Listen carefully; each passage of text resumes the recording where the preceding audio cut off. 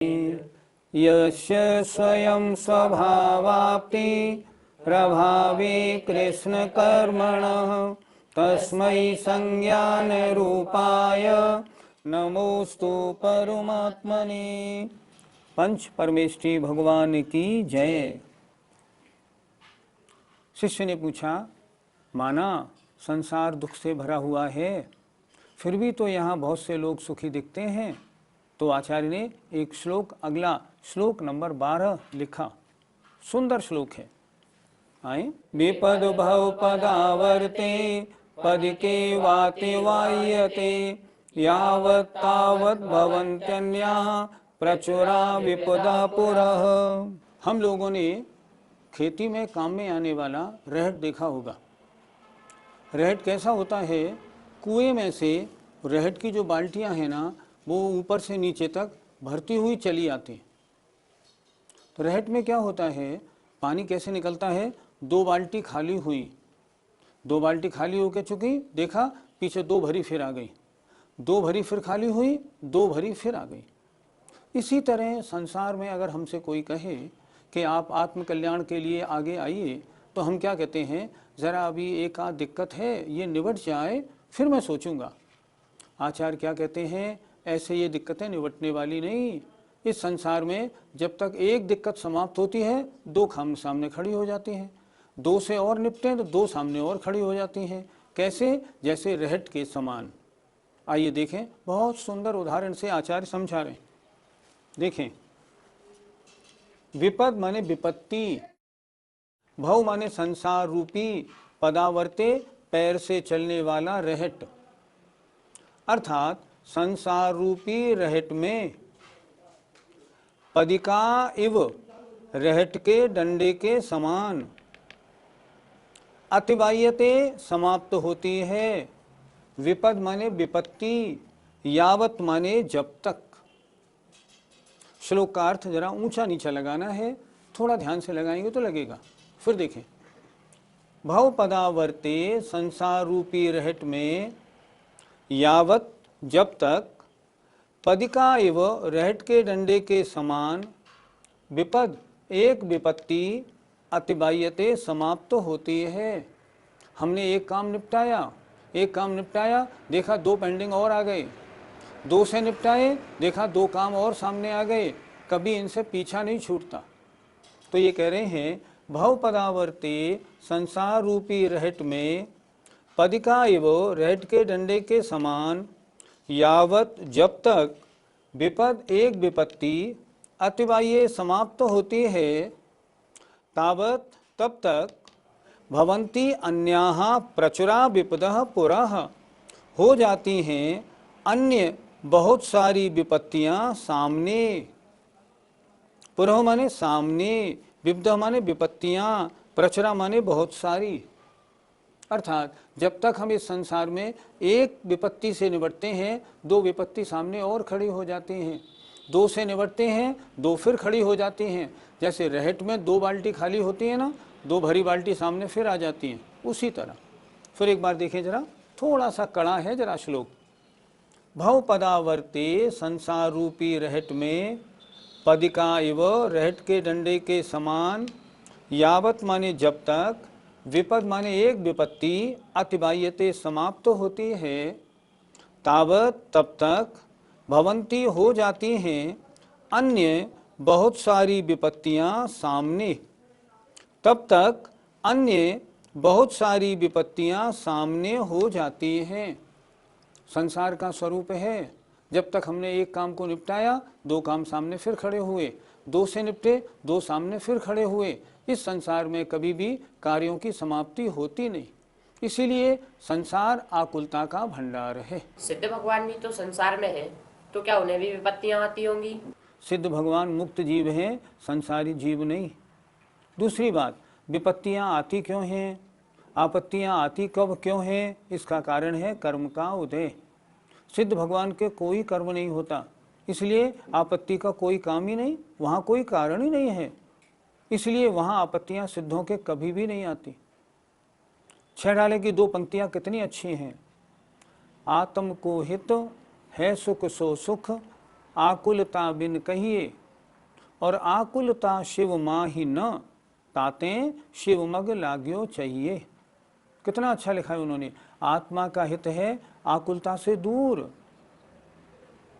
वह सुख कैसे मिले, आत्मा का हित रूपी सुख, जब हम आकुलता से दूर हों। और आकुलता कहाँ नहीं है? आकुलता नहीं है मोक्ष में। दुख कहाँ नहीं है? मोक्ष में। विपत्ति कहाँ नहीं है? मोक्ष में। इसलिए क्या करना चाहिए? हमें मोक्ष मार्ग में लगना चाहिए। इसलिए सिद्ध भगवान के कोई विपत्ति नहीं होती। वे संसार में नहीं है, वे संसारी नहीं है, वो तो संसार से दूर मुक्त जीव हैं। मुक्त जीव के अनंत काल में भी रंश मात्र एक विपत्ति किसी भी प्रकार की नहीं होती। सिद्ध भगवान की विपत्ति नहीं आती तो फिर हमें क्यों आती हैं? आपत्तियां आती हैं बुरे कर्मों के उदय से। विपत्तियां, आपत्तियां, शरीर में रोग, घर में अर्थ का अभाव, सामने वाले से लड़ाई, व्यापार का नहीं चलना, शरीर में रोग हो जाना, बच्चे का नहीं पढ़ना, ये सारी विपत्तियां और आपत्तियां आती हैं कर्म उदय के कारण। वहाँ कर्मों का उदय है ही नहीं, आठों कर्मों का नाश हो चुका। यहाँ आठों कर्म हैं, इसलिए 8 कर्म हैं तो विपत्तियाँ आएंगी। विपत्ति क्यों नहीं आएगी? पंचम काल में उत्पन्न होने वाले हम सभी जीव तो सही पूछो ना, पाप के उदय से यहाँ उत्पन्न हुए हैं। अगर हम मिलान करें ना, तो जो लोग यहाँ उत्पन्न हुए और जो लोग विदेश क्षेत्र में उत्पन्न हुए, हमसे विदेश क्षेत्र वाले बहुत सुखी हैं। विदेश क्षेत्र में थोड़ा सा भोजन सिर्फ दिन में 1 बार लिया जाता है, ना नाश्ता ना पानी आवश्यक ही नहीं होता वहाँ। और वहाँ हमेशा तीर्थंकरों के सद्भाव रहने से दिव्य ध्वनि का लाभ हमेशा रिद्धिधारी मुनि महाराज हमेशा वहाँ मिलते हैं। इसलिए वहाँ तो आनंद ही आनंद है। पंडित जी, विपत्ति में साता और असाता का क्या रोल होता है? विपत्ति में साता और असाता दोनों का रोल होता है। असाता में दुख रूप विपत्तियाँ आती हैं, लेकिन साता में सुख रूप विपत्तियाँ आती हैं। आप क्या सोचते हैं, हमारे प्रधानमंत्री, हमारे राष्ट्रपति इतने बड़े पद पर हैं? हाँ, साता वेदनी का तीव्र उदय है, इस कारण उनको उच्च पद मिला है। लेकिन क्या इनको कोई विपत्ति नहीं?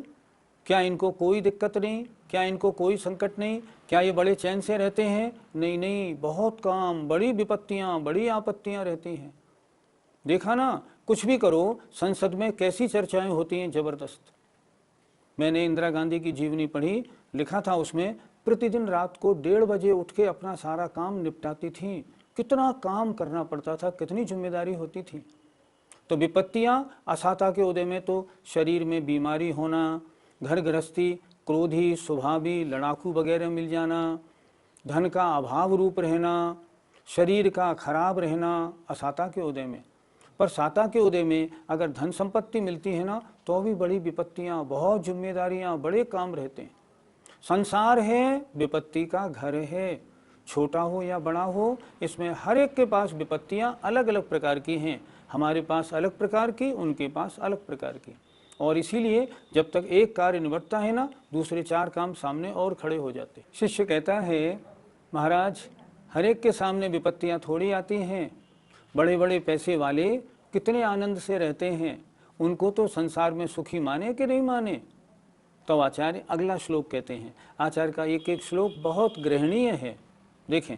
दुरर्जेना सुरक्षेण नश्वरेण धनादिना स्वस्थं मन्यो जनकोपि जरवानिव सर्पिषा। थोड़ा संधि विच्छेद से समझेंगे। दुरर्जेन असुरक्षेण, दुह अर्जेण, बड़ी कठिनाई से जो कमाया जाता है। असुरक्षेण, जिसकी सुरक्षा भी बड़ी मुश्किल से होती है। और नश्वरेण, और फिर भी वो नाशवान है। ऐसे धन आदि के द्वारा, पैसा कैसा है? पैसा बड़ी मुश्किल से कमाया जाता है, और फिर कमा लिया, अब उसकी सुरक्षा बहुत मुश्किल। डाकू ले जाए, चोर नौकर ले जाए, कोई भी चुरा कर ले जाए, फिर उसकी सुरक्षा बहुत मुश्किल। और फिर नश्वरेण, फिर अगर लड़का अगर खराब हो तो यूं ही उसको बहा के सारा खर्च कर दे, नष्ट कर दे। ऐसे धनादि से स्वस्थम मन्यो जन कोपि, कोई मनुष्य अपने को स्वस्थ मानता है, प्रसन्न, खुशी, सुखी मानता है, तो ऐसा समझना ज्वरवान इव सर्पिशा, जैसे कोई ज्वरवान बुखार से पीड़ित रोगी हो और घी खाके और अपने को सुखी माने ऐसे।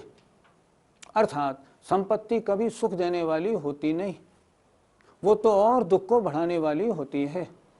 फिर देखें, दुह अर्जेनो, जिसका कमाना बड़ी मुश्किल से होता है, असुरक्षेणो, जिसकी सुरक्षा भी बहुत मुश्किल से हो पाती है, नस्वरेणो, फिर भी उसको बचा के रखना, खर्च से बचाना, नाश होने से बचाना बहुत मुश्किल है। ऐसे धन आदि के द्वारा अगर कोई मनुष्य अपने आप को स्वस्थ माने सुखी मानता है, मेरे पास बहुत पैसा है, मैं तो बड़ा सुखी हूँ, तो समझना जैसे ज्वरवान सर्पिशाइव, जैसे कोई बुखार वाला व्यक्ति घी खाए और अपने को सुखी माने, ऐसी उसकी गलत परिणति है, उसका ये सोच उचित नहीं है। क्यों? धन के द्वारा सुख कभी नहीं होता।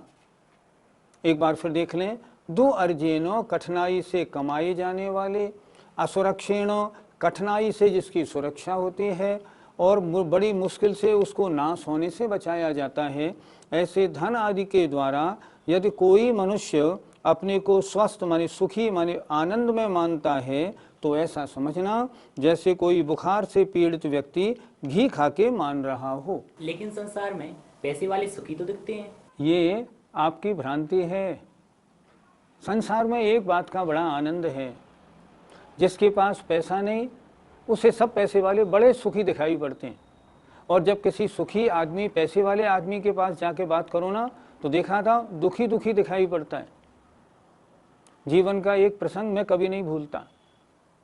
टाइम्स ऑफ इंडिया वाले अशोक साहू जी के साथ एक बार ललितपुर जाना पड़ा। हम और वो आमने सामने की सीट पर थे, नीचे लेटे हुए थे। रात को 9 बजे वो उठे और उन्होंने 2 गोलियां खाई।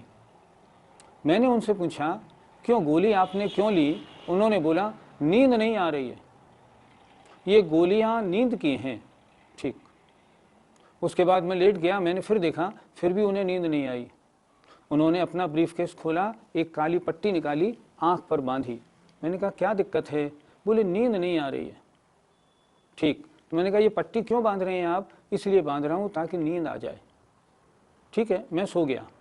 सुबह मैंने उनसे पूछा, क्यों, आपको नींद तो आई रात को, दिक्कत तो नहीं रही? तो बोले, खुद अशोक जी मुझे बिल्कुल नींद रात को नहीं आई। अशोक जी साहू, मुझे बिल्कुल नींद नहीं आई। मैंने कहा, क्यों? इतनी समस्याएं दिमाग में भरी हुई हैं, रात भर सोचने में चली गई। अब आप बताइए, आपको तो दिख रहा है इनके पास अरबों रुपए की संपत्ति है, तो ये सुखी होंगे? उनसे पूछो सुखी हैं या दुखी? कितनी चिंताएं, जितना ज्यादा पैसा उतनी ज्यादा चिंता। इसीलिए तो लिखा है, जब आवे संतोष धन, सब धन धूर्य समान। सुख संतोष में है, सुख पैसे में नहीं। संतोष है तो आनंद है, संतोष नहीं है तो आनंद नहीं। इसलिए पैसा सुख का कारण नहीं, संतोष सुख का कारण है। तो क्या गृहस्थ को अपने पास धन नहीं रखना चाहिए? पहले सुधा सागर जी महाराज के एक प्रवचन में सुना था कि गृहस्थ के पास धन नहीं तो गृहस्थ कौड़ी का, और मुनि के पास धन हो तो मुनि कौड़ी का। मैं ये नहीं कह रहा हूँ, मैं ये कह रहा हूँ अधिकता अच्छी नहीं। धन कितना होना चाहिए? साईं इतना दीजिए जामे कुटुंब समाए, मैं भी भूखा ना रहूं साधु न भूखा जाए। इतना तो ठीक है, जितने में अपना काम बड़े आराम से चलता है उतनी संपत्ति होना तो उचित है, ज्यादा होना उचित नहीं। बिल्कुल स्पष्ट लिखा है, दाम बिना निर्धन दुखी, लेकिन तृष्णावश धनवान। जितने पैसे वाले हैं हाय हाय में लगे रहते हैं, सारा जीवन यूं ही नष्ट हो जाता है, उन्हें चैन ही नहीं पड़ती। धन तो होना चाहिए, अगर गृहस्थ के पास धन नहीं है तो गुजारा कैसे होगा, लेकिन उतना होना चाहिए जिसमें गुजारा आराम से हो जाए। पंडित जी, तृष्णा किसे कहते हैं? और की जो भूख होती है ना, उसे कहते हैं तृष्णा। तृष्णा का मतलब मुझे अच्छी तरह याद है, एक सज्जन हमारे पास बाल बोध पढ़ने आते थे। मैंने उनसे पूछा, आपका पढ़ने में कितना मन लगता है? बोले, मन थोड़ा लगता है, मेरे पास पैसे कम हैं, अगर मेरे पास 4-5 लाख रुपए हो जाए ना, बस तो मैं अपना जीवन धर्म में लगा दूंगा। मैंने कहा ठीक, देखते हैं। इत्तेफाक की बात 1-1.5 साल में उनको मौका मिला और उन्होंने 4-5 लाख रुपए कमा लिए। अब उन्होंने मंदिर आना ही बंद कर दिया क्लास में। एक दिन मैं उनके घर गया, मैंने उनसे पूछा क्यों आपने मंदिर आना क्यों छोड़ दिया? अरे बोले नहीं साहब, व्यापार से फुर्सत नहीं मिलती। मैंने कहा आपने तो ये कहा था ना 4-5 लाख हो जाएंगे तो मैं जीवन धर्म में लगा दूंगा। अरे नहीं साहब, अब तो टाइम ही नहीं मिलता, व्यापार बहुत बढ़ गया, अब टाइम कैसे मिले? इसे कहते हैं तृष्णा। 4 खाए 14 की भूख होना, इसका नाम है तृष्णा। संतोष का अभाव होना, इसका नाम है तृष्णा। आज हम सब लोग तृष्णा के शिकंजे में फंसे हुए हैं, किसी को चैन नहीं, सब लोग हाय हाय में लगे हैं। एक निश्चिंत रुपए पे आके हम रुक जाए ना कि नहीं मेरे पास 10 लाख रुपए हो गए, बस काफ़ी है, अब मैं अपना सारा जीवन धर्म ध्यान में लगाऊंगा तो भी काम बन जाए।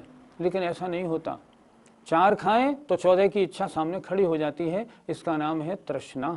हम गृहस्थों को धन कमाने में कितना समय लगाना चाहिए? आचार्य विद्यासागर जी महाराज के अनुसार कह रहा हूँ, अपने जीवन के 24 घंटे जो है ना उनको 3 हिस्सों में बांटिए। मैंने कल या परसों की ज्ञानशाला में ये बात बताई भी थी। 8 घंटे धर्म में, 8 घंटे अर्थ में लगाएं और 8 घंटे सांसारिक कार्यों में लगाएं। 24 घंटे का बंटवारा 3 हिस्सों में करें। हमें पैसा कमाने में कितना समय लगाना है? मैक्सिमम 8 घंटे। सुबह पूजा पाठ करके आराम से दुकान जाएं, शाम को दुकान बंद करके आ जाएं, रात को धर्म ध्यान करें, सुबह भी धर्म ध्यान करें। ये जीवन का सदुपयोग है। 8 घंटे बहुत होते हैं और जितनी आमदनी हो जाए ना उतनी आमदनी में अपने जीवन को सुचारू रूप से चलाने की व्यवस्था करें।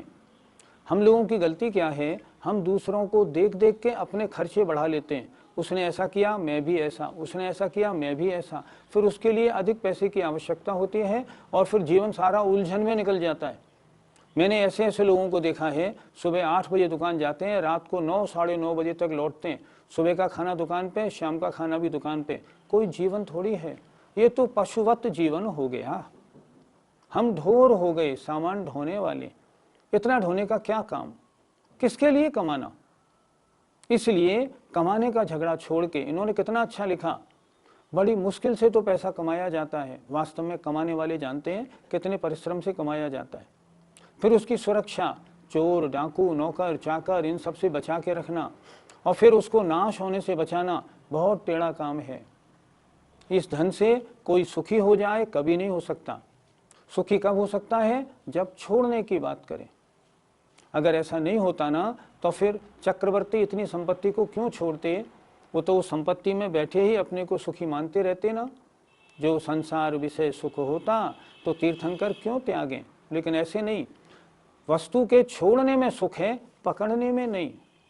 ये धर्म की पद्धति हमारे दिमाग में आएगी नहीं, क्योंकि हमारे दिमाग में तो ये भरा हुआ है जितना ज़्यादा पैसा उतना ज़्यादा सुख। धर्म इससे उल्टा कहता है, जितना छोड़ोगे उतना सुख मिलेगा, नहीं हो तो आप छोड़ के देख लो। आज के दोनों श्लोक बहुत अच्छे हैं और बहुत उपयोगी हैं, इसलिए इनको समझना चाहिए। संसार है, विपत्तियों का घर है। दूसरी बात, पैसे से अपने को सुखी नहीं मानना। इस पैसे के लिए हमें अपना जीवन नहीं गुजारना है। हमें अपने षटकर्मों का, धर्म ध्यान का पूरा ध्यान रखना है ताकि हमारी मनुष्य पर्याय सफल हो। जय जिनेंद्र। इस कार्यक्रम के पुण्यार्जक परिवार हैं Shri Parasnath re rolling mills limited, Durgapur 1, Varthaman